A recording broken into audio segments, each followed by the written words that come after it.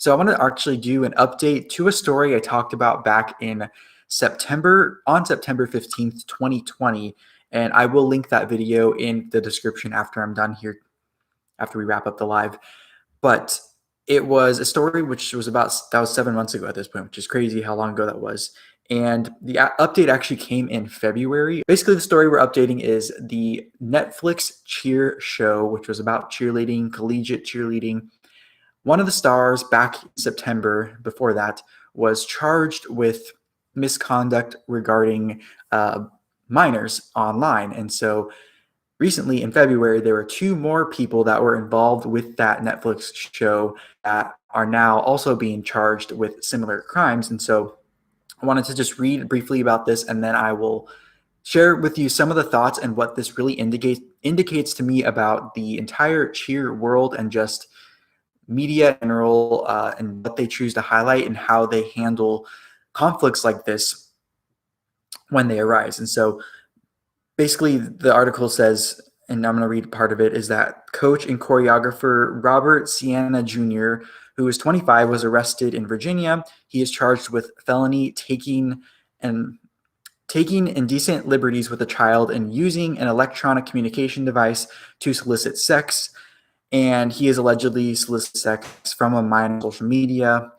And Robert is actually someone I've known about for actually a while, because before he was on one episode of the Netflix show, he was actually on a YouTube series on Awesomeness TV that was called Cheerleaders. And that Cheerleaders show on YouTube, I came across it. I don't remember how it got recommended to me for some reason. I think it was because I have a past, or I should say in high school, I was in marching band.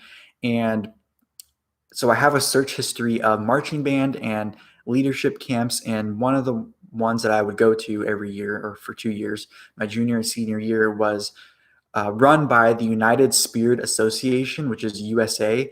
They do marching band leadership camps for drum majors, which is what I was.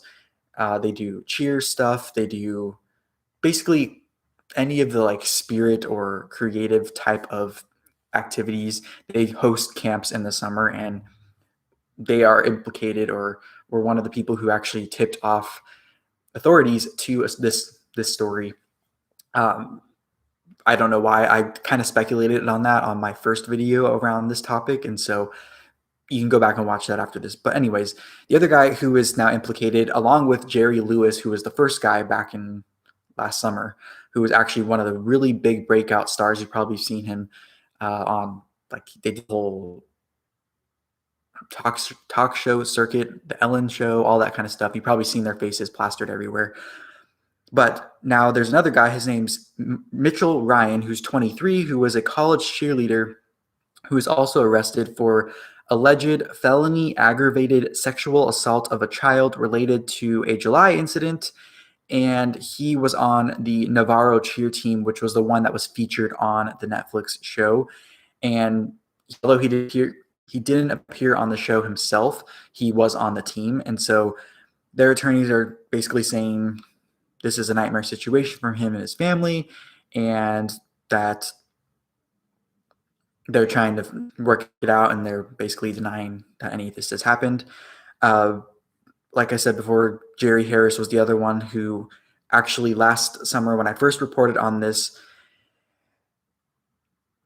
he was only being charged with one incident. As of now, he has 5 more counts, or 5 more allegations against him for knowingly using and persuading, inducing, and enticing a minor to, quote, engage in silly, explicit conduct for the purpose of transmitting a live visual depiction of such conduct. And so the Netflix spokesperson has come out and said, like everyone, we are shocked by this news. Any abuse of minors is a terrible crime, and we respect the legal process. So it's still up in the air. It's still a thing, litigation matter. It's still being litigated. I don't know if that was the proper term, but basically Netflix is distancing themselves from the situation, because that show it came out early 2020, right before everything went crazy in the world.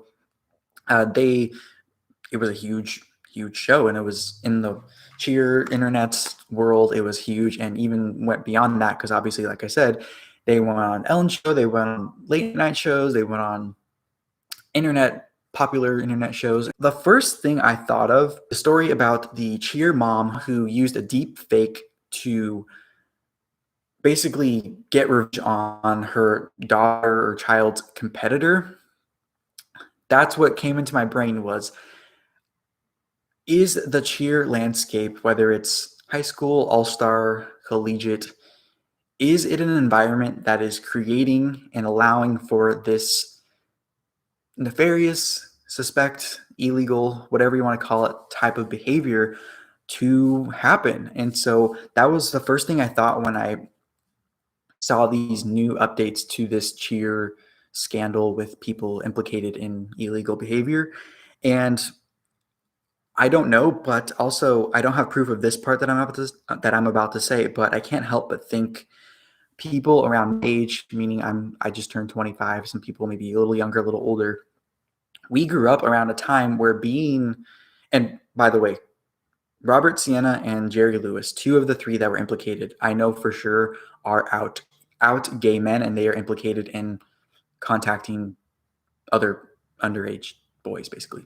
And so that's why this thought of me growing up around a time where being an out gay person became less stigmatized. And this is actually a topic I've covered a few times recently, whether it's regarding James Charles or recently Colton Underwood, which, by the way, that story I'm going to be updating too, because I don't think I did that story justice, or I could have done a lot better of a job.